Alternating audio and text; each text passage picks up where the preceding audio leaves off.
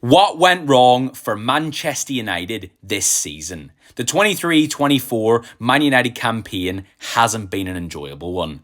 An amazing finish doesn't change or excuse the misery we experienced pretty much every single week all year. So I'm going to discuss what I thought went wrong and what the issues were for Manchester United this season. Injuries and availability were the main issue Manchester United and Erik ten Hag had to face this season, and probably the biggest reason as to why things didn't go to plan. Not having your best players or your new signings is obviously going to set you back, and when the key players were available, we looked a lot better. I look at the FA Cup final and the first half against Wolves away as examples. But there were some issues that Ten Hag and the United players had control over, which contributed massively to this shambles of a season. But before we delve into the negatives, as I was preparing this piece, I took a look at our pre-season, and Man United's pre-season was extremely positive. We saw Lisandro Martinez invert into midfield during build-up, which was very nice. Kobbie Mainoo was getting minutes and displaying his quality before he unfortunately got injured against Real Madrid. Jadon Sancho was playing well as the false nine. Things looked good and fans had every reason to be excited. However, the first game of the season, a Monday night fixture at home to Wolves, was anything but exciting. Ripped to shreds and cut through far too easily by Matheus Nunes and Cunha, and we almost definitely should have started the season with a point or less. We looked lethargic, slow and sloppy. That theme doesn't change too often.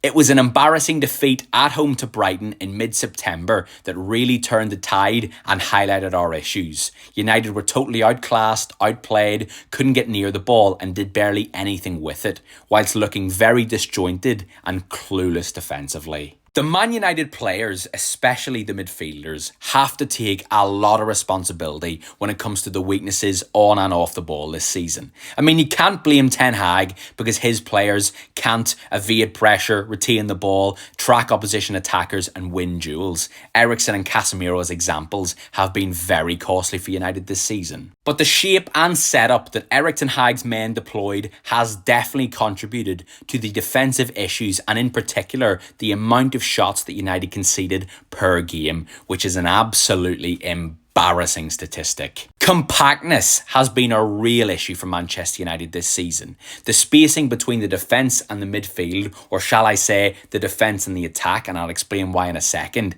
is laughable. I say defence and attack because this season Man United have set up with two blocks. The first is a block of 5 pressers who are tasked with pressing the opposition during build-up and trying to win the ball high up.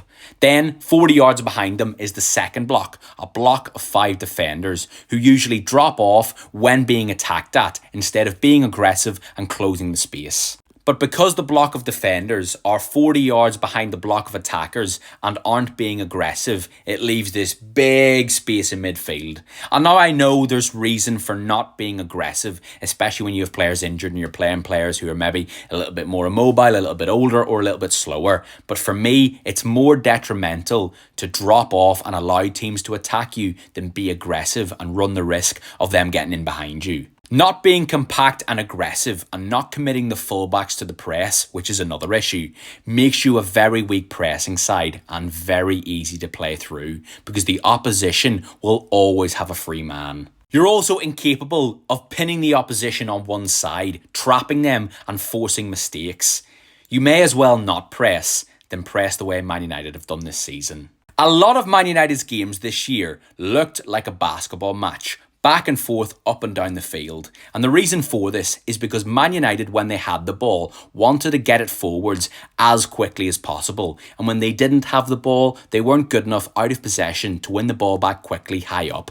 And their defensive line was so far behind them that when teams started to attack, they had so much space to attack into. Remember the big gap in midfield. So Man United's pressers, which consisted of some of the midfield and the entire forward line, had to run back and forth up and down the field constantly. This definitely played a part in injuries and quality on the pitch, an unsustainable, physically draining play style. To finish, the final issue is instead of becoming better at the things we weren't good at last season, we instead decided to push, work on, or you could say rely on the things we were already good at. Transitions, runners in behind, and moving the ball quickly into attacking phases. We lacked patience, control, and ball retention, which is on both the players and the manager.